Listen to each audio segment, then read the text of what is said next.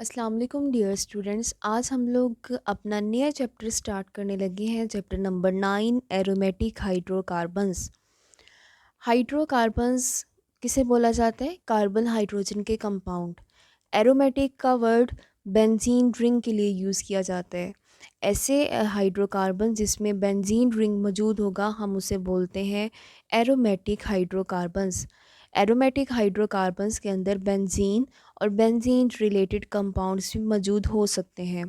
अगर हम लोग एरोमेटिक कंपाउंड्स का ओरिजिन देखें, एरोमेटिक का वर्ड क्यों यूज़ करते हैं? एरोमेटिक का वर्ड एक ग्रीक वर्ड से निकला है, एरोमा से, जिसके मीनिंग होते हैं फ्रेगनेंस। एरोमेटिक हाइड्रोकार्बन्स की जो अर्ली हिस्ट्री है वो हमें ये बताती है कि उन तमाम कंपाउंड्स को एरोमेटिक बोला गया जिनके अंदर लो हाइड्रोजन टू कार्बन रेशियो होती है, यानी कार्बन हाइड्रोजन की रेशियो लो है। उन तमाम कंपाउंड्स में से एक स्पेसिफ़िक किस्म की स्मेल आती थी, ठीक है, और स्पेसिफ़िक किस्म की स्मेल की वजह से उनको नाम दे दिया गया एरोमेटिक का।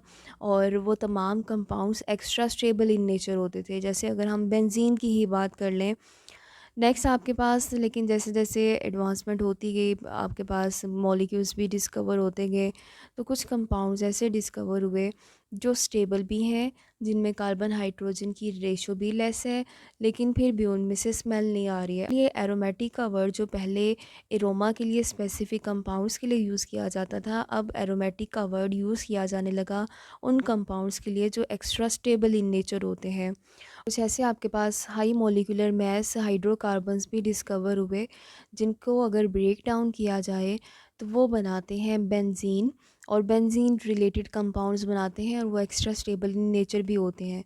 तो एरोमेटिक हाइड्रोकार्बन्स के अंदर जो पेरेंट कंपाउंड है वो आपके पास बेंजीन है, बाकी सारे इसके क्या हैं, डेरिवेटिव है। इसलिए बेंजीन रिंग को भी हम लोग एरोमेटिक हाइड्रोकार्बन्स में स्टडी करते हैं। इस चैप्टर का पहला short question important, what are aromatic hydrocarbons, give its classification. Aromatic hydrocarbons और इसकी क्लासिफिकेशन बतानी है। एरोमेटिक हाइड्रोकार्बन्स को हमने दो ग्रुप्स में क्लासिफाई किया है, एक है मोनोसाइक्लिक एरोमेटिक हाइड्रोकार्बन्स और एक आपके पास है पॉलीसाइक्लिक एरोमेटिक हाइड्रोकार्बन्स। मोनोसाइक्लिक नाम से रिप्रेजेंट है ऐसे एरोमेटिक हाइड्रोकार्बन जिनमें सिर्फ एक बेंजीन रिंग पाया जाएगा।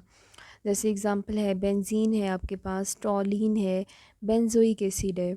और पॉलीसाइक्लिक एरोमेटिक हाइड्रोकार्बन्स आपके पास, इसको मज़ीद दो क्लासेस में क्लासीफाई कर दिया है, पोलीमीन मैनी, यानी जिसमें दो या दो से ज़्यादा रिंग्स मौजूद हों।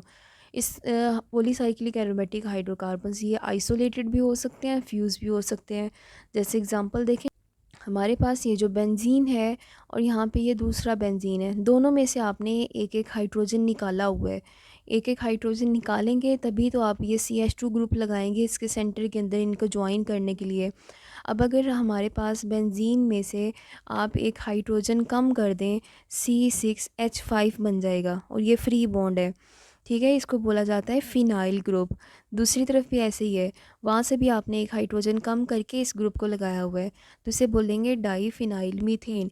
यानी ये आपके पास एक पॉलीसाइक्लिक है जिसमें दो रिंग्स भी हैं, जिसमें दो या दो से ज़्यादा होने चाहिए, दो रिंग भी इसमें मौजूद है, और ये आपके पास आइसोलेटेड है।